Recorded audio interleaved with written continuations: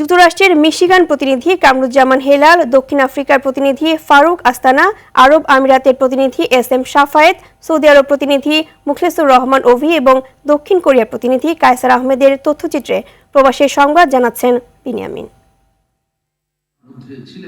যুক্তরাষ্ট্রের মিশিগানে প্রবাসী বাংলাদেশিদের সঙ্গে টাউন হল মিটিং করেছেন দেশটিতে নিযুক্ত বাংলাদেশের রাষ্ট্রদূত তারেক মোহাম্মদ আরিফুল ইসলাম। প্রবাসীদের দাবি মেনে সেখানে একটি স্থায়ী কনসুলেট অফিস চালুর পরিকল্পনার কথা জানান তিনি। যুক্তরাষ্ট্র সরকারের অনুমোদন সাপেক্ষে মিশিগানের ডেট্রয়েটে এ কনসুলেট স্থাপন করা হবে। বক্তব্যে রাষ্ট্রদূত বলেন, যুক্তরাষ্ট্র সরকারের কাছে ইতোমধ্যেই অনুমোদন চাওয়া হয়েছে। মিটিংয়ে ভিডিও বার্তা দিয়েছেন প্রধান উপদেষ্টার বিশেষ সহকারী মনির হায়দার। বার্তায় কনসুলেট অফিস স্থাপনের সকল প্রস্তুতি সম্পন্ন হয়েছে বলে নিশ্চিত করেন তিনি। মিটিংয়ে আরও বক্তব্য দেন deputy chief of mission M Salauddin Mahmud, minister consular Mohammad Mahbubur Rahman, minister political ও head of chancery Mohammad Arifur Rahman.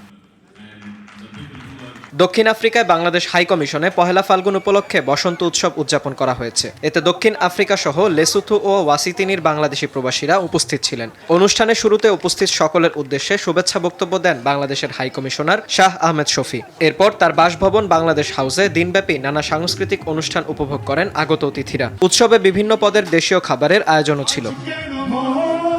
ত্রয়োদশ জাতীয় সংসদ নির্বাচন পরবর্তী আলোচনা সভা ও দোয়া মাহফিলের আয়োজন করেছে দক্ষিণ আফ্রিকা নর্থ শাখা বিএনপি। সংগঠনটির সাবেক আহ্বায়ক জহিরুল ইসলাম তরুণের সভাপতিত্বে এবং ভারপ্রাপ্ত সদস্য সচিব নাজমুল হাসানের সঞ্চালনায় অনুষ্ঠানের প্রধান অতিথি ছিলেন সাবেক সভাপতি AK আখতারুজ্জামান। প্রধান বক্তা ছিলেন ইমরান আলী বাবুল। এছাড়া বিশেষ অতিথি ছিলেন নজরুল ইসলাম, ফজলু চৌধুরী, রাসেল হাসান, শামীম রেজা, আরিফ আহমেদ, কফিল উদ্দিন ও মারুফ আহমেদ।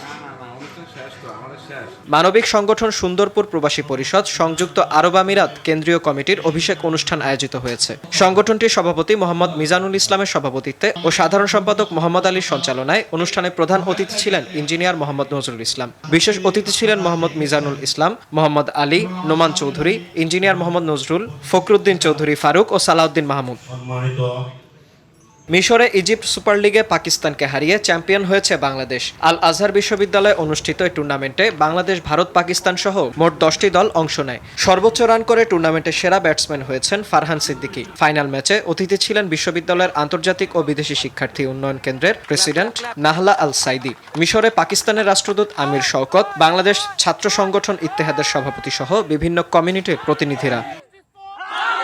কুমিল্লা 9 আসনে বিএনপি প্রার্থী মোহাম্মদ আবুল কালামের বিজয় ঘিরে সৌদি আরবের আল জুবাইলে সভার আয়োজন করেছে আল জুবাইল প্রাদেশিক বিএনপি। সংগঠনের আহ্বায়ক মোহাম্মদ নিজামুদ্দিনের সভাপতিত্বে ও তারেক আজিজ সাগরের সঞ্চালনায় অনুষ্ঠানে বক্তব্য দেন আবু বক্কর, মোহাম্মদ বাবুল মিয়া, মানিক মিয়া ও সাদাত মিয়া।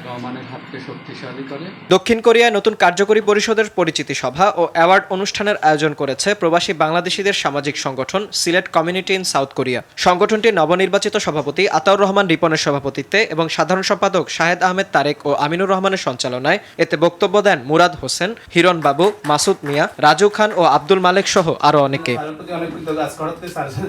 বিনিয়ামিন, RTV।